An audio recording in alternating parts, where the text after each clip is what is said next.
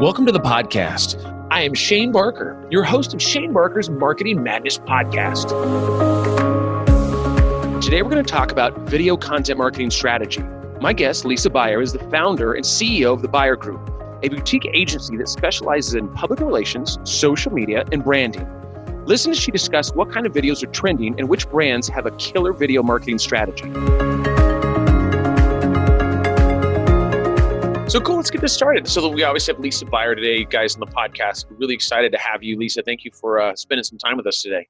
Thank you for having me. Absolutely. So why don't you give the audience a little background? Like, where did you grow up? Like, kind of give us a little preview. Sure. So I grew up in Chicago and Miami. So very diverse cities there. Polar opposites, kind of. Yeah, polar opposites. So going from the Chicago suburbs to Miami, back in the day, it was super interesting. And I was in a little bit of culture shock, but it was exciting too. Yeah. And I went to school at University of Florida. And go Gators. Yeah, I was going to say, yeah, Gators for sure. Yeah, so that's awesome. And I was actually also able to teach as an adjunct for a couple of years, social media management. So kind of like fun going full circle.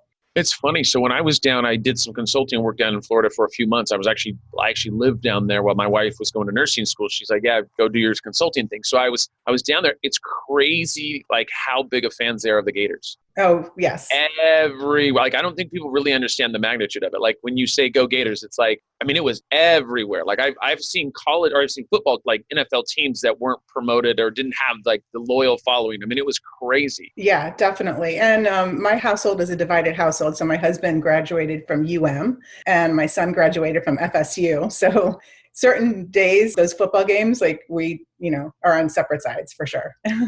Yeah. Is there ever any violence or anything like that? Or is it all pretty kosher? Yeah, we try to keep it cool. That's good. Because we want to keep the violence down, especially when it comes to football games. But I'm sure the bragging rights, if somebody was to win the game, can go on obviously till the next game. Exactly.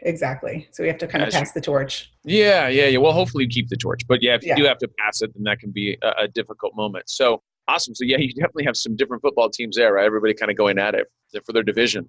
So how big was your family growing up? And so where did you mainly grow up? So obviously you were in Chicago and then you went over and you were in Miami as well. Like where would you spend most of your time? Well, I grew up mainly in Miami. So my family, my mom was a single mom and I had a sister. And so we moved to Miami when I was in junior high. So I would say, mostly grew up in Miami, and growing up with a single mom, that taught me a lot. I was, had to basically take care of a lot of things that don't normally have to take care of. So I grew up fast and grew up like very responsible and had a job when I was 14 and learned how to write checks and go grocery shopping when I was still in high school just to help my mom out. So I think that gave me the work ethic that I have today, almost sometimes to a fault, right. Over delivering. Yeah. I think that's a good thing. It's like, you see sometimes, and this is up for debate, they say millennials and, there's sometimes this and a little lazy and this, not always, and then it's funny. And then you have somebody like you that was like, you're like, you got to be kidding me. Like it's hard to stop you at age 14, right? And even up until this day. Yeah, definitely. We're in a whole different kind of like universe now when it comes to, there's life ethic and work ethic, depending on your outlook on life can be, very different. Yeah, for sure. So it was your mom. So you was a single mom. And then you had a sister. Was it a younger sister? My younger sister, yeah. So I pretty much was, a little bit in charge of her when my mom was working. So we grew up very close, and I helped her make sure that she, once I graduated high school, kind of made sure that she stayed on the right track and, did what she was supposed to be doing. Even though I was away at college, I, still would come home and, help make sure that everything was being taken care of and she had some direction. Did your sister go off to college? She did not. No, she started working early like I did, and she ended up entering the corporate world and took off like crazy. And so now her and her husband actually own a restaurant in Chicago called La Gondola. Nice. I love, that's why I always kind of ask these kind of questions, because I'm always really intrigued by people's paths, right? Not that you need to finish college to be successful. And I think that's, you see that a lot more these days. Back in the day, it was like, finish college, you're not going to make it. But that's not always the deal, especially with online training. And there's so many different things you can do online. It's absolutely phenomenal. Yeah. It was definitely a stigma, I think, before. I think now today it's starting to become people are actually starting to grasp the concept of not going to college and doing some of these certifications. And, what is the value of college when, you're paying some of these crazy tuition fees? So, I'm not at all discounting college, but I think that today there's more choices and that it's not such a stigma to not go to college. There's certifications, there's tech colleges you can go to. And, entrepreneurship is a beautiful thing that actually does not require a college degree. Well, and especially now, because the training's online, it's like, it's all accessible. Like whatever you want to find out or figure out and be involved with, you can. If you really want to do whatever it is, PPC, you want to open a restaurant. I'm trying to think of I always joke around about what happened 20 years ago, let's say 10 years ago or 15 years when the internet wasn't around. Who do you go to that would say, oh, this is how you open a restaurant. This is what you do. It would have to be either in your family or you just go and try it. I don't know. The access to resources and people that have done it, haven't done it, that were successful, that weren't successful, is just through the roof to me. I mean, it kind of mind-blowing to me, actually. It is. I mean, before you could Google anything or sign up for an online course like you can today, it was more about going to the library or buying books, going to a bookstore, and those were your resources where, they were more hard resources. And now we have these soft resources, digital resources that are available that we can do everything from get certified. One of my employees, Andy, who works with me, he was actually one of my students at UF. He is getting his whole degree online through University of Florida. So, you don't even have to actually go to a campus, which makes it easier in some ways, but it also is taking away that experience. Yeah. Yeah, but, for sure. You have choices now that we didn't have. Yeah. And so books and libraries, I've heard of those. I'm trying to think of where I'd heard of those at. Books and libraries. Yeah. I'll have to Google that. I'll Google that when I'm all done here. I think I'm exactly. That sounds so familiar.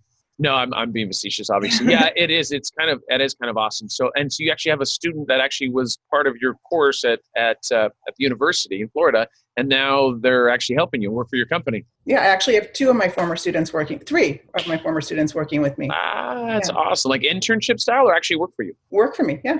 Awesome.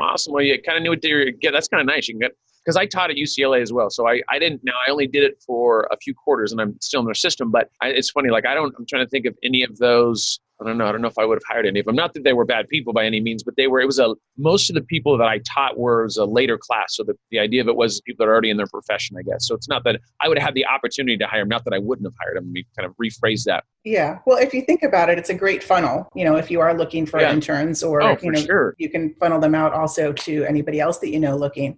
And obviously I went to UF, but no, seriously, University of Florida, from the standpoint of College of Journalism, the output of students, when somebody graduates from UF, they have the equivalent of somebody with 2 to 3 years experience. So put on quality product out there, huh? Definitely. Awesome. Well, tell us an interesting fact about yourself, growing up. What was something that people would know? I mean, it doesn't have to be too private or too personal unless you really want to go there. But give us an interesting fact. Nobody would know that this. Yeah, well, I mean, I have a couple I could think of. So one, when I was going to school at UF, one of the ways that I put myself through school, again, the whole entrepreneurship, I guess, started early, is I started hand painting T-shirts and started selling them to the sorority girls. And that's how I ended up making all my extra money through school. So that was, that company was called Designs by Lisa. So that was kind of fun. And then one interesting fact after I graduated, when I just got into the professional world, was I was working for a family-owned business, and Florida Trend had a contest for Florida's toughest boss. So we entered my boss at the time, and he won. And I ended up quitting that job because he was so ridiculous. But it actually was a huge learning experience, and I ran into him about 6 months ago, and I thanked him. I said, Mark, you actually gave me a lot of experience early on that if I wasn't working for somebody, as tough as you, and I'm saying tough, really nice way. I'm sure there's other terms. You're go for it. Don't be shy. Effing asshole that you were. I learned a lot from him. And, it kind of goes back also. I mean, he didn't apologize, but he was not a happy person at the time. So you don't know what comes out of you. When you're not happy, you're kind of making everybody else around you also unhappy, and you don't even realize it. So he was a smart businessman, but definitely didn't have to be as tough as he was. Yeah, I think for me, it's funny. So I I lead with a gentle hand. Like I'm always very jovial and very, well, I guess we should probably ask my employees. Of course, I can say that I'm always jovial, but I mean, I think 90% of the time that I feel like because I've been in situations where I've had bosses that I feel like I'm expendable. They don't care, that they're rough. And I'm a very, I don't know how to put it. Like I don't put up with a lot of crap from people, right? Like what I mean by that is like, I'm the nicest person in the world until somebody comes and either wants to take advantage of me or talks down to me when they have no reason to. Then I'm like, then the Irish red beard comes out and then it's like, I'm like, no, not today. Like I have no problem with constructive criticism, but you just have to be very careful with the way that you come at me with things. There's no reason to be that way. Right. So I think there is some value in that. I mean, I think there is some value in learning that and having somebody like that in your life. But at that time, you're like, man, how do I get out of this thing? Like, you got to be kidding me. Because nobody really, once again, constructive criticism and saying, hey, this is how you improve things. And if you're a little emotional on occasion, to me, it's like, hey, that's okay. But to like, just to be that way, because then you have to assume, as you said, like you have to assume that you're just not happy with life, right? There's just so many things that are going on and you're taking that down to your employees, which is not helpful for your business, not helpful at too many angles, especially if you learned a lot from him. I mean, but the other thing too is you also learn what not to be like, right? Exactly, yeah. And you learn how to deal with difficult people and, when somebody's toxic, how not to get toxic back. Yeah. There are some definitely valuable lessons in that. I mean, I think, one of the things I always think about is like they have, not to get into religion, but like Mormons and some other folks where they knock on doors. And, I think, God, that's the hardest job, but it also makes them into excellent salespeople. Yeah. Because it's very difficult. So I think growing up, like I had to knock on doors, and I'm not Mormon, but when I would knock on doors, it was very difficult. Or when I would make phone calls, I'm like, God, I hate this. But it put me in a situation from a psychology standpoint where I know how to work with people or deal with people or how to, make a situation the way that I want it to look. And I mean, there was just a lot of interesting stuff that happened from doing the stuff that I absolutely hated, right? So I'm sure you going into work was like, oh my God, I did not want to go into work today because I got to go deal with Mark, and we all know what Mark is. And so it's like, one of those deals. So that's interesting. That's cool. Well, at least you made it through that, right? It made you who you are today. So it's had to have been a good thing. Yeah, definitely. Awesome. And then where do you currently live? Are you still in the Miami area? No. So I live in Celebration, Florida. So if you haven't heard of Celebration, it's located in Central Florida. We're right out 5 minutes outside Disney. It's actually a Disney developed town. So I live in Disney World. So this is intriguing. So we're like, I'll skip over content to talk about this all day. So it's really Disney like actually made the development. Yeah. And so is it very heavy Disney themed? It's not a Disney theme. It's just developed by Disney, but it's, everything's kind of like perfect and beautiful, and architecture is, it's a beautiful town to live in. You have kids, especially because it's like, almost like you're in like a little bit of a bubble. So that could be a good and bad thing. But so Disney was started in like about 25 years ago. And so Disney isn't actually involved in the town anymore, but they gave the land and had their hand in everything. And so, yeah, if you're ever in the Orlando area, definitely come visit Celebration, Florida. It's beautiful. And you have Starbucks, anybody who's listening. Celebrations. Well, I'm going to have to admit that. Well, right when you said celebration, you said like Disney put together. I was like, well, it's Celebration. Like that makes total sense. Like why? What other name would you use for a town other than Celebration? What a perfect Disney name. Right. Yeah. I mean, it doesn't get any better than that. Yeah. Excellent. So tell us a little bit, like, how did the transition start? Because you obviously talked about Mark. We know Mark is infamous. So if Mark is hearing this, Mark, Mark, be nicer to people in the future. But Heather, how was your transition out of college? Like, what did you do out of college to be able to get to where you're at today? Like, obviously we know you have the buyer group, but like, give us a little bit of that transition. Like, what was your journey? Yeah. Well, I mean, it's amazing how really every decision that you make leads to the bigger picture, like literally from even so my first job out of school, the market was really bad. The job market was very bad at the time. And so I just ended up actually getting a job as like an admin job for a company called Arvida. They were building a huge, I don't know if you're being in Florida, Weston. Do you remember living in Florida? Oh, yeah. Yeah. So they developed Weston. So I just got this very entry-level position, but the senior executives, they could see that I was definitely overqualified. So they kind of took me under their wing and gave me these little projects to do. And I did. And then somebody there, knew somebody, and I got a job working as the first employee of a very small PR agency, which when you're the first employee, it's an awesome experience because you're literally learning everything A to Z of what goes into an agency, from billing to everything, like the admin stuff, filing, pitching. So I was able to get a lot of really good experience. And my boss at the time, Julie, she was a former journalist reporter. So she really taught me that style of PR where you're thinking like a journalist. And that's really hard to teach somebody. You don't really get that unless you're working with somebody that was a former reporter or you were doing it yourself. So that kind of was the next build. And then I went and worked for the family-owned business, and Mark was my boss. And then I ended up like literally, just quitting that job after about a year and just without another job. And I just started freelancing, but that wasn't really, my point wasn't to start my own agency. But my first client was Arvida, my first job. So they heard that I was freelancing, and, then the freelancing just turned into an agency.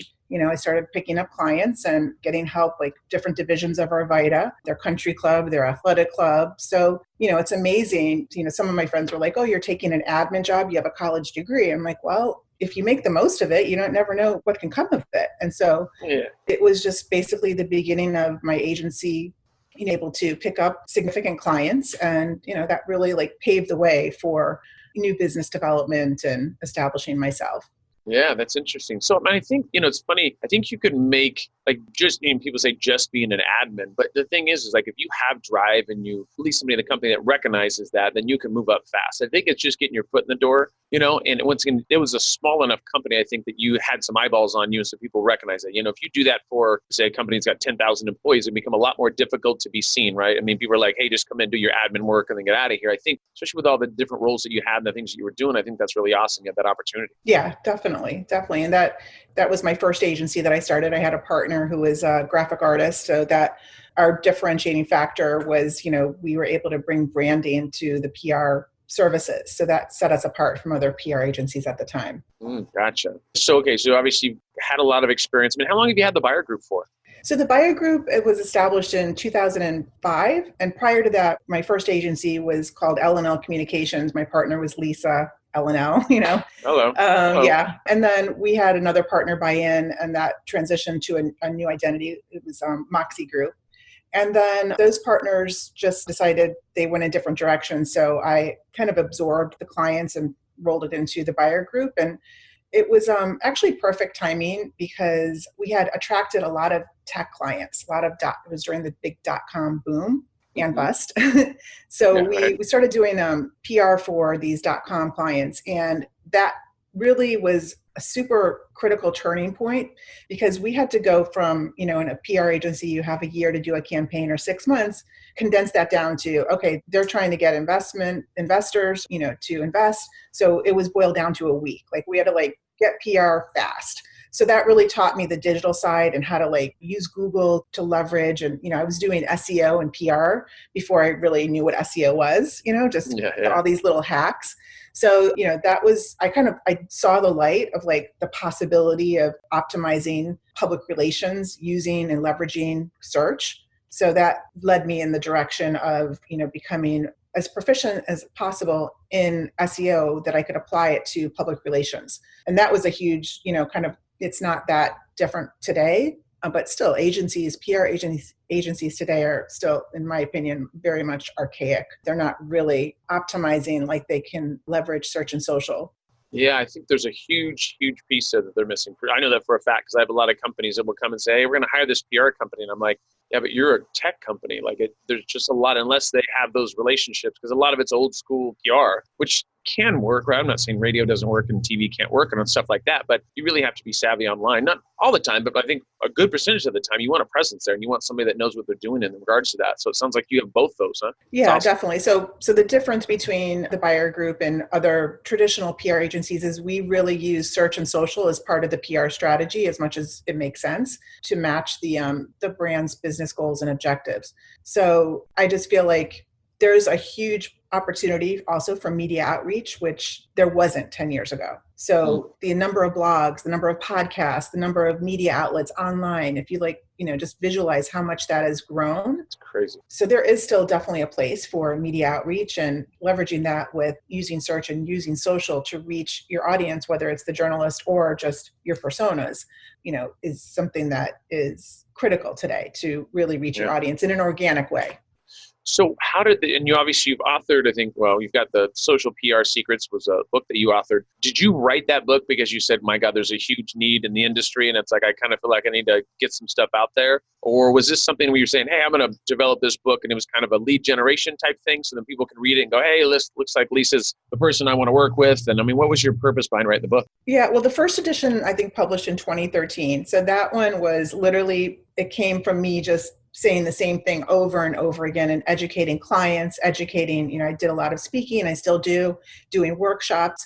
And, so I thought, okay, instead of saying the same thing over and over again, let me put this into a neatly packaged book. And, it started out, I wish I could show you the difference between like first version and now the fourth edition. And the fourth edition is like that. And, it was just a compilation. I had to update it every couple of years because things change in social. So it's a mix of evergreen public relations sprinkled with search and social tactics to, get more exposure, get more reach, do it organically, and also, sometimes put a layer of paid on top of it. So I was super excited also for the fourth edition so Guy Kawasaki wrote the foreword for it.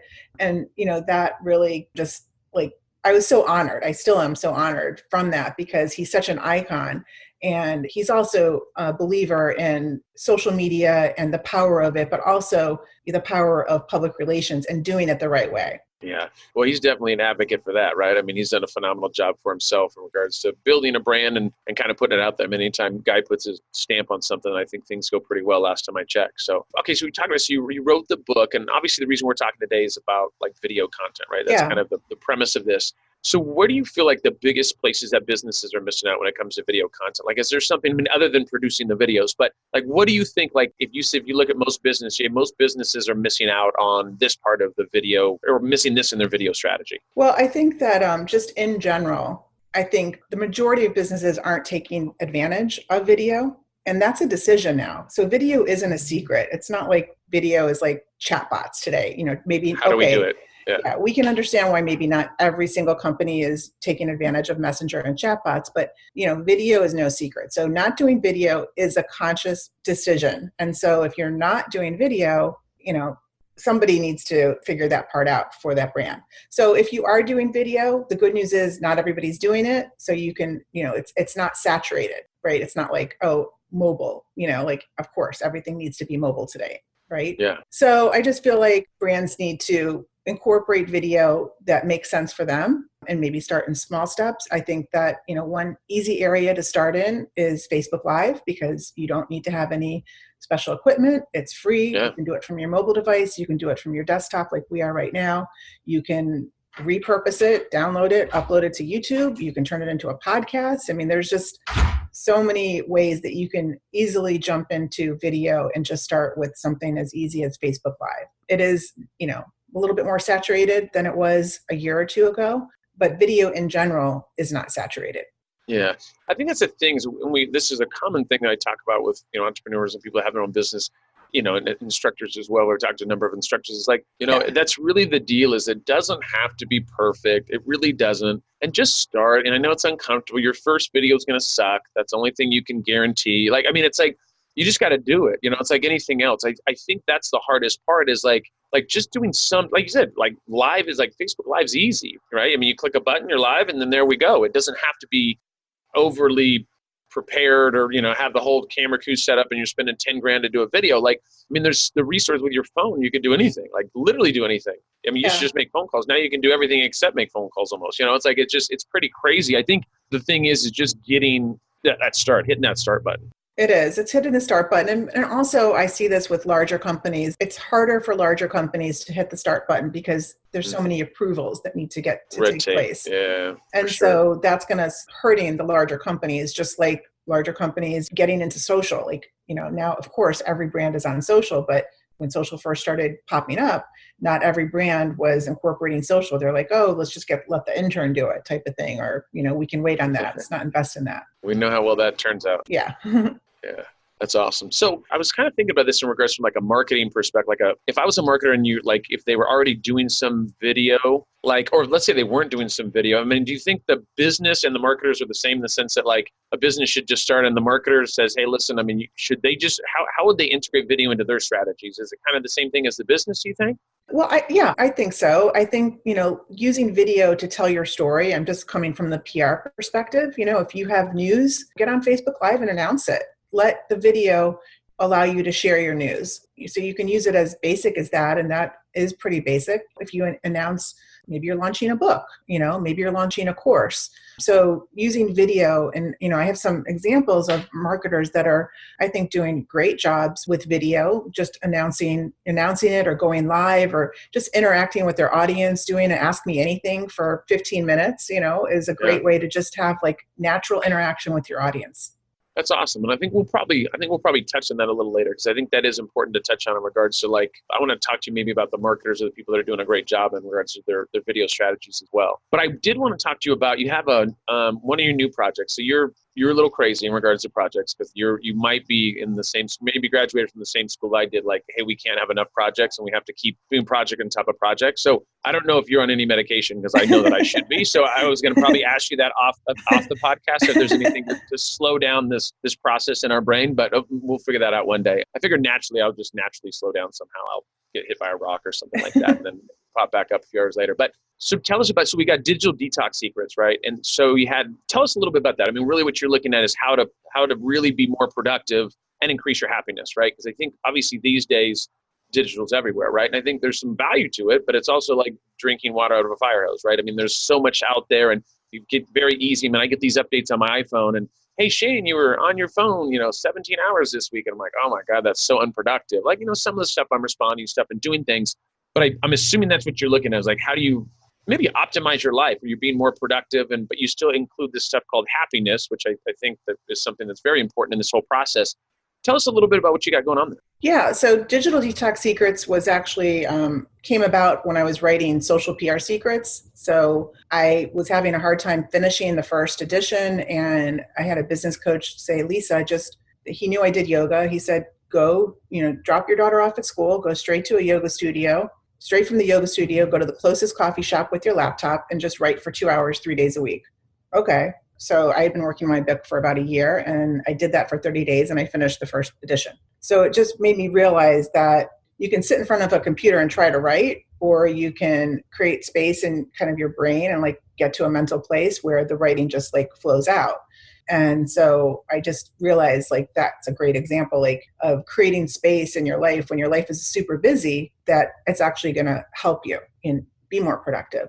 That's kind of where the original idea came from. And then, I have teenage daughters, stress and anxiety from a parenting and just in a teenager standpoint.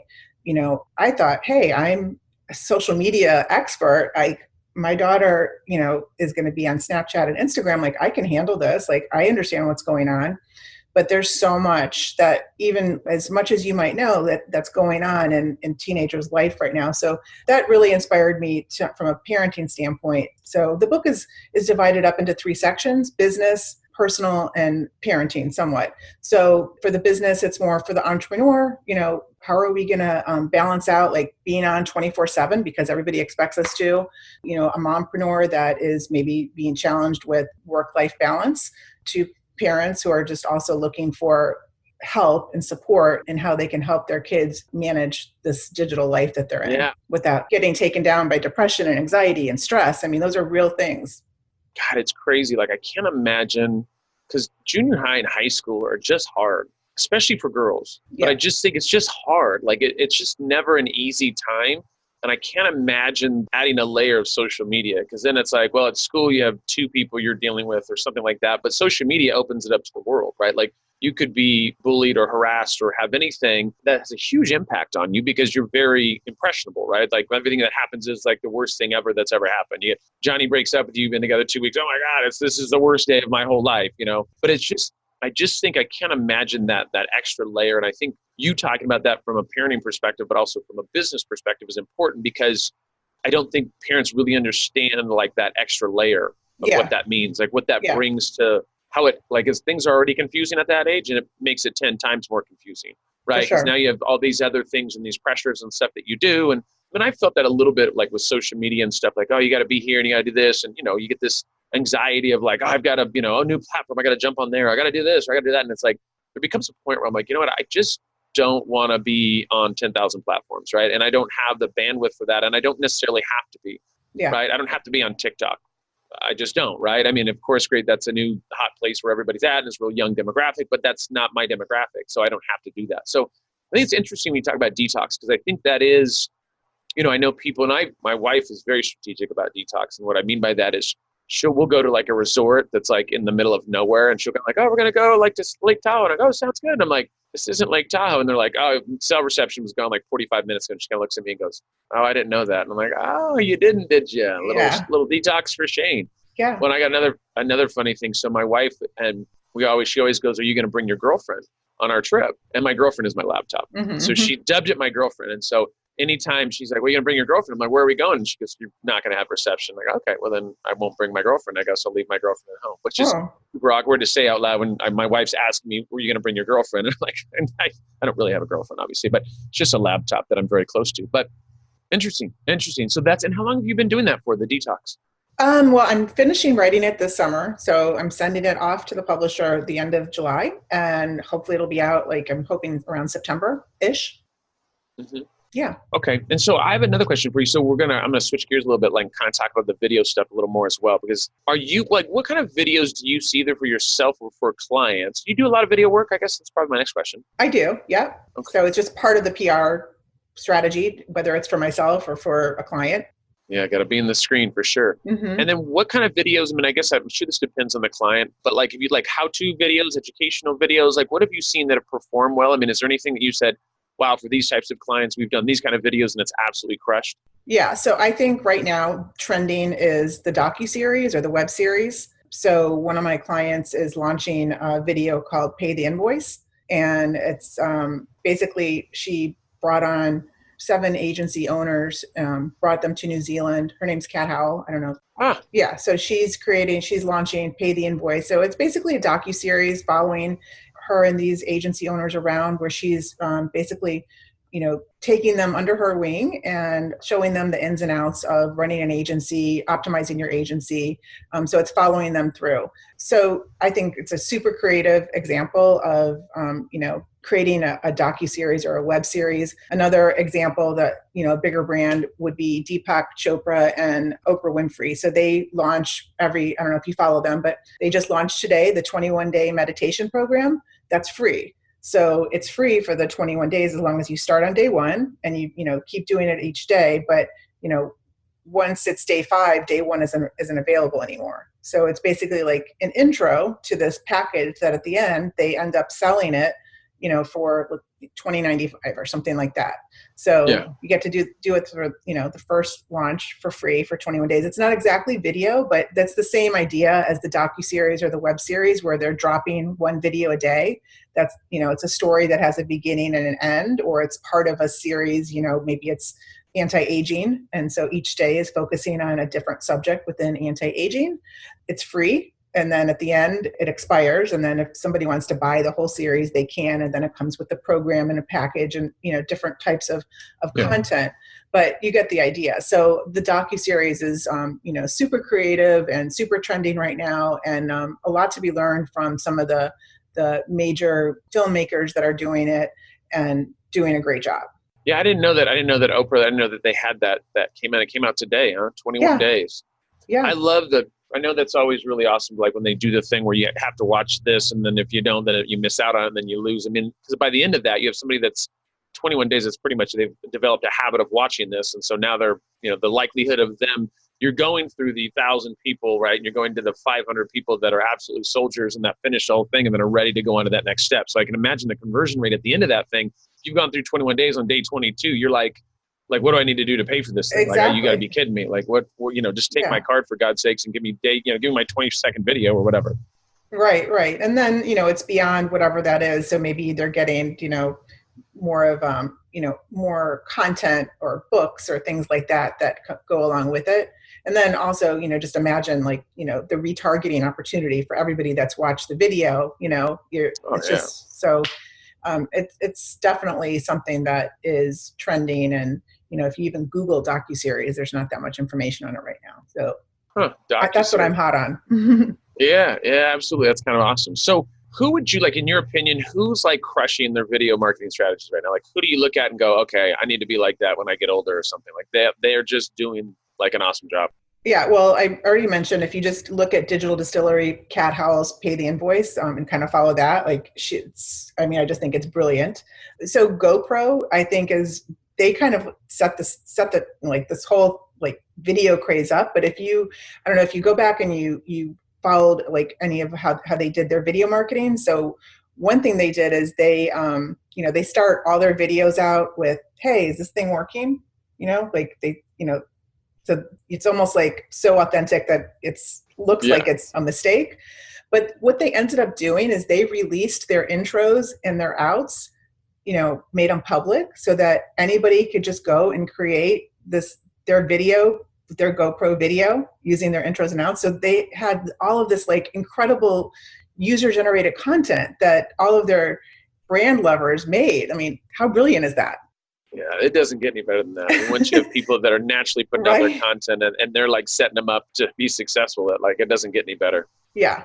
So, I mean, I think they're doing an amazing job. And then another example of the whole docuseries. So if you go to sacredscience.com, they do a great job also in creating these videos where it's a, 1 hour of free video based on a theme. And then, it's that's the free giveaway. And then that leads to it's like, you don't really have to sell if you're capable of telling a great story is basically the gist of what they're doing. Yeah, so it's all about storytelling. Yeah, I mean, making it easy for them to do it. That's the key, right? Because people are naturally lazy. And so it's like, if you can get people to make it easy, make it a no-brainer, it's like, how do I kind of get this content out? And the quicker and the faster, the better is awesome. It's a win-win for the brand for sure. And it doesn't, you don't have to be GoPro. You don't have to have this huge budget. I mean, just one easy kind of way you could do what I'm talking about, where you're creating something free to sell something that's paid. So I could do a 30-minute video sharing some of my social PR secrets that's free, and then the lead up to that is to buy the book if you want more. You got to give it away.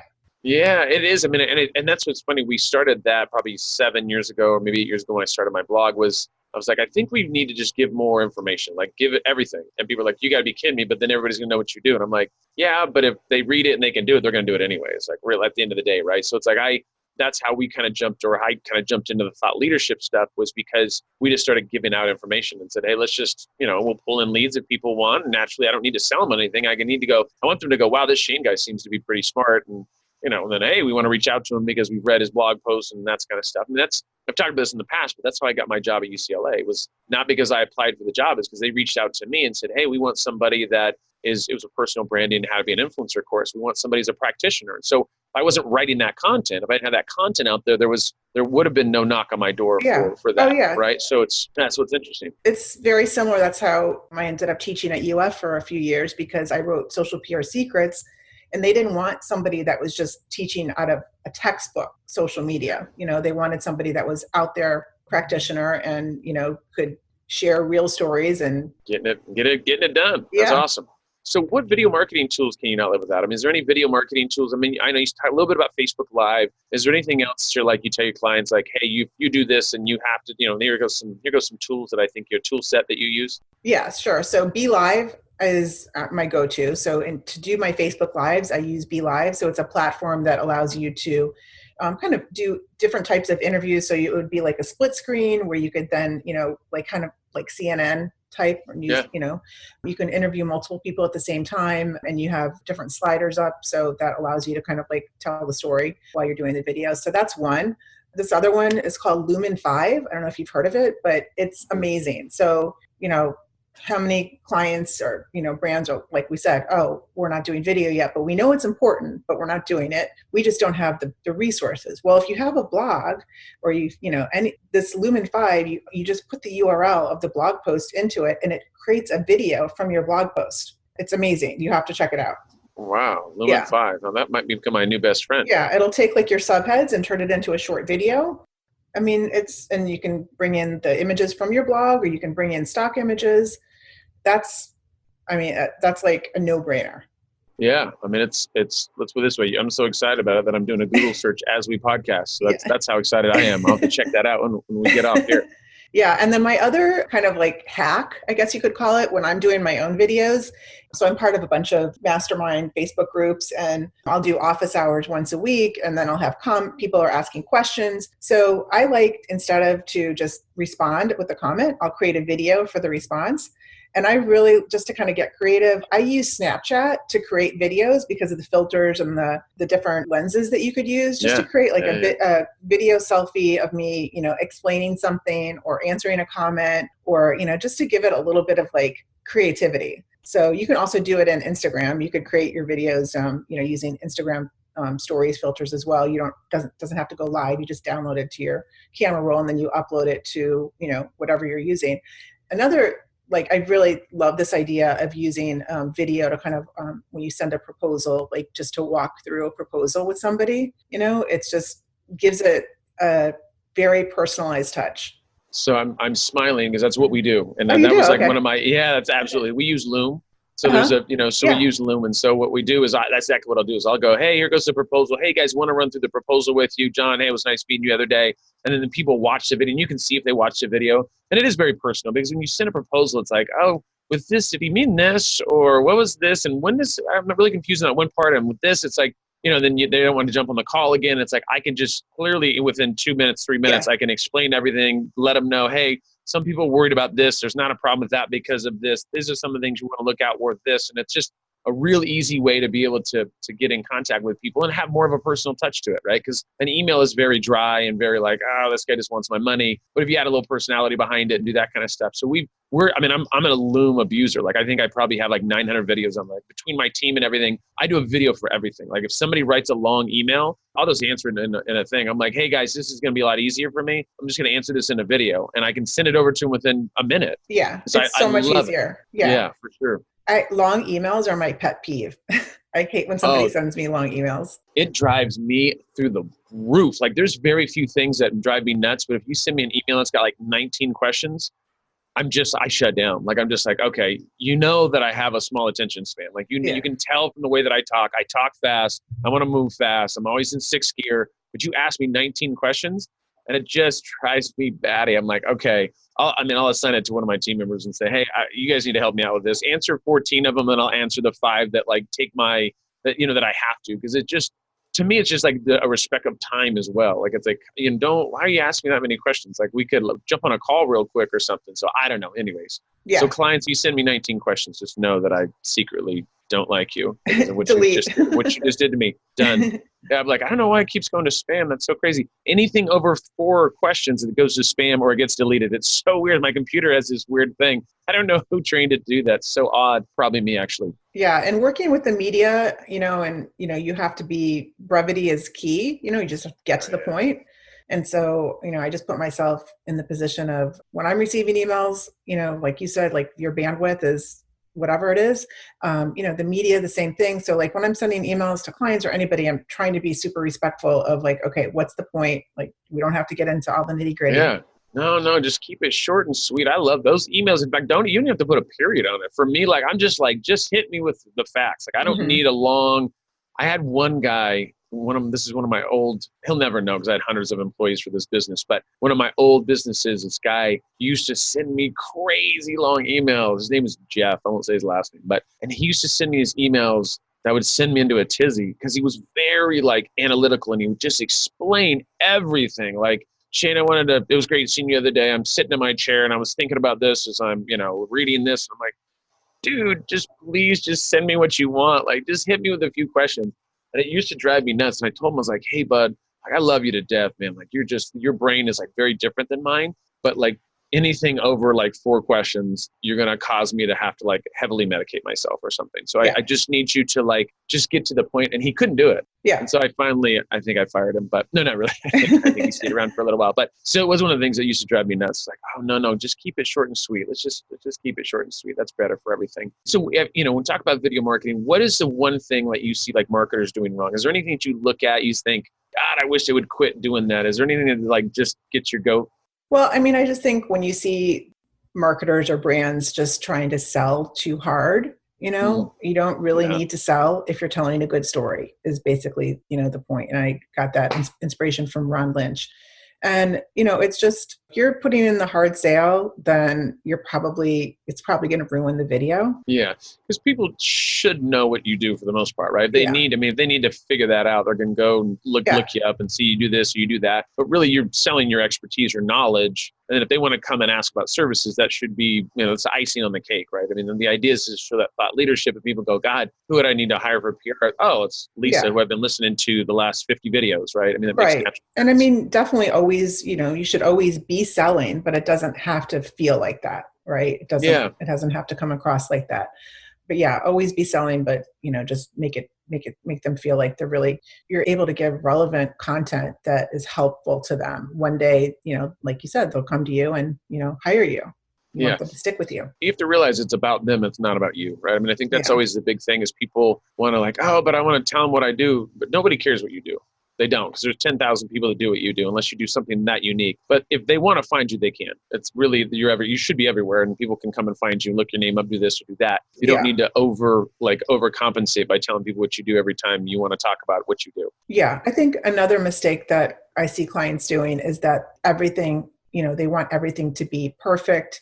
They can't go live or hit the play button or, do the video thing until they have this lighting and this camera and this, area to do it in, or, it reminds me of kind of like SEO where, there's surveys of CMOs and CEOs and they always say, oh, SEO is super important. And yes, it's a high priority, but are they investing in SEO? They're not creating the time for it. So I just see brands knowing that video is important. They know it's critical, but they're either over analyzing it and, it's like analysis paralysis, or they're just basically trying to be perfect and everything. And then, 6 months has gone by. Yeah, right. I mean, perfection is the killer of anything creative. Yeah. So what else are you working on? So I rumor has it you're working on a thing, little femaledisruptors.com. Tell me a little bit about that project, because obviously I didn't get my invitation because I'm a male, which I get. I'm not going to hold that against you. Open to males who are female disruptor supporters. Well, hey, there we go. All right, I'm in there. That's all I had to do was ask on the podcast. So tell me a little bit about your project. Yeah. So I got super inspired / very annoyed, when the whole Me Too movement came about. And it definitely touched home for me, being a business owner in the 90s, a female business owner in the 90s. I definitely put up with a shit that I shouldn't have to. Yeah. So, that was one inspiration. And then the whole Dr. Ford Kavanaugh situation, I was like, okay, this is ridiculous too. And then equal pay. I just was like, there's so many females out there that are disrupting in a very positive way. So this is just my way of featuring female disruptors, whether they're their own business owner, they're disrupting maybe in corporate America in a certain way, and singling out, finding those and featuring them and lifting them up. That's number one, what we're doing on the site. And number two is we're going to be putting together a virtual summit of these female disruptors so that they can share their superpowers are and how they can inspire other women and also men too. And we're also going to be featuring men who support female disruptors. And so, there's definitely, men should get credit for helping. And I think that we're seeing change for sure. It's just needs to happen quicker. Yeah, I was going to say, it's going to be a little slow, but for sure. But I think I have another question for you. How big is your team? Because you've got like 46 projects that we've already talked about that you're like launching this year, maybe give or take a few. But like, how big is your team? Yeah, so I have a staff of 5. So we're a boutique agency.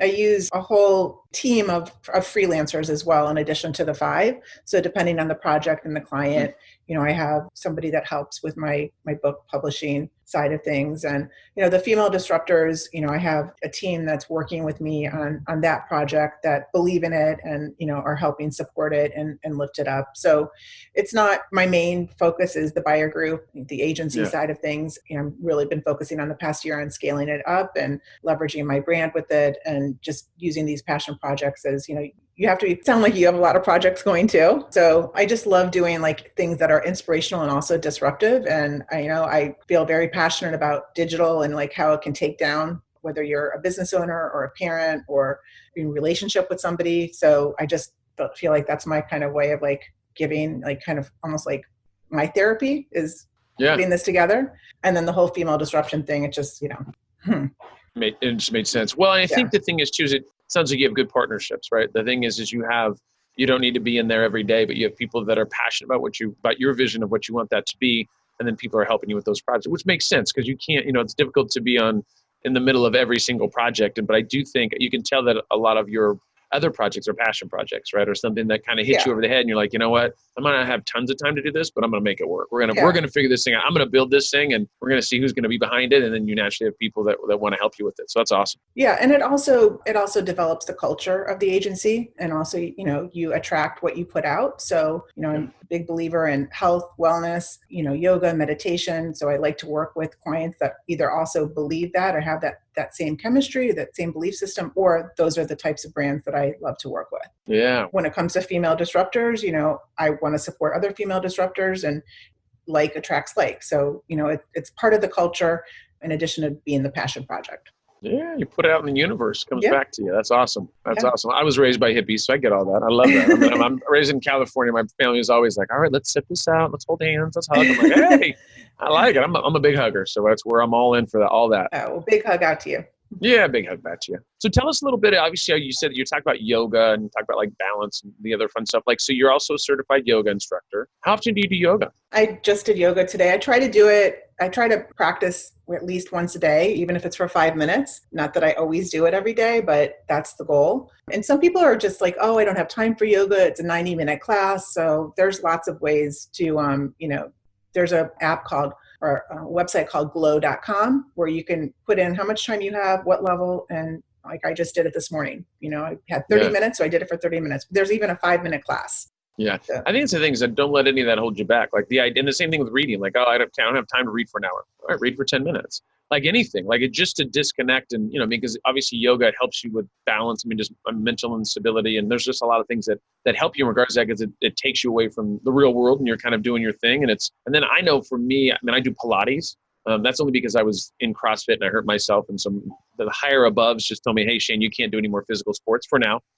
Yeah, but Pilates is amazing for your body. Yeah. Oh, it's awesome. Like my core has probably never been this strong. Like if I could just quit drinking beer, I'm sure there's a six-pack underneath my stomach. I'm pretty confident at this point that we're getting close to something potentially protruding through. But that's awesome. And you have don't you have a virtual summit or something like that for like yoga?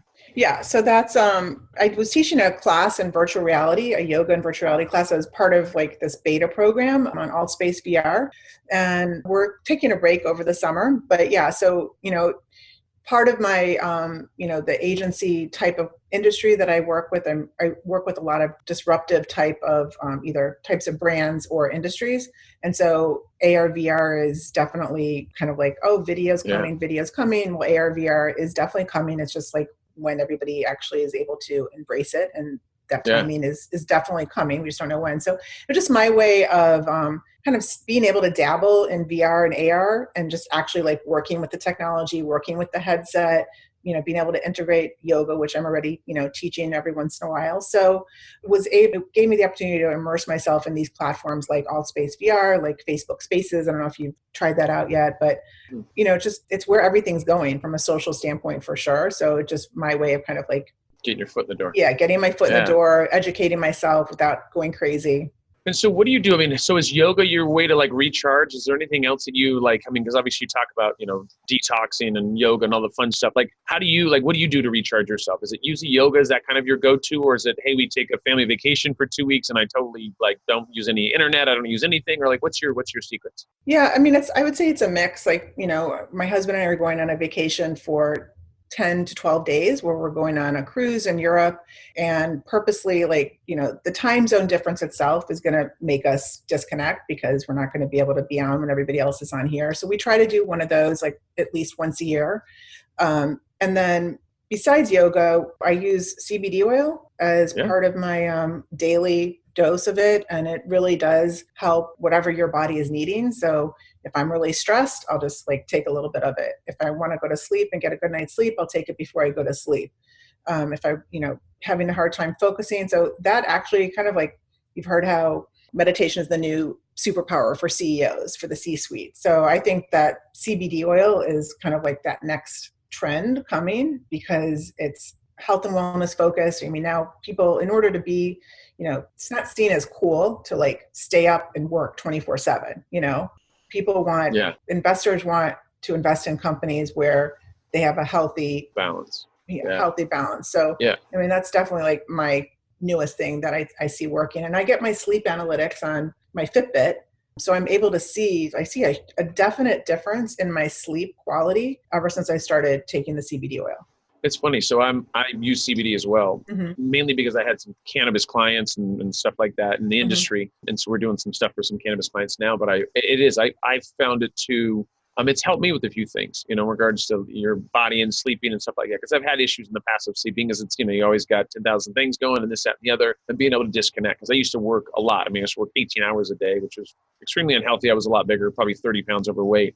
Not the deal anymore, but it is interesting. It's like when you have to have that balance. I think it is important. I can tell by what you put together that you are always striving for that balance of life, right? Which is always hard. It's hard, right? Because there's always more stuff.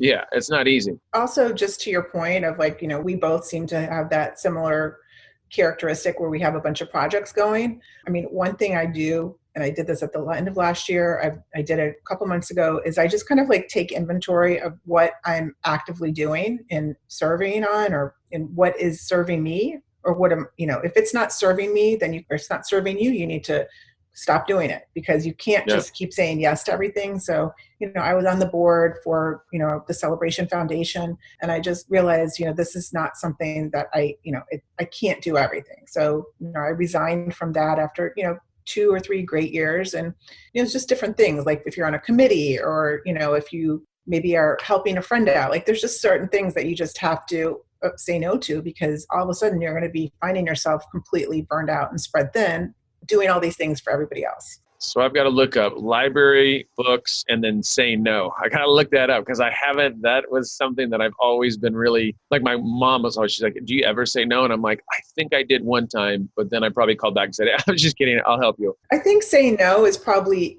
easier than undoing something you're already involved in, though, Agreed.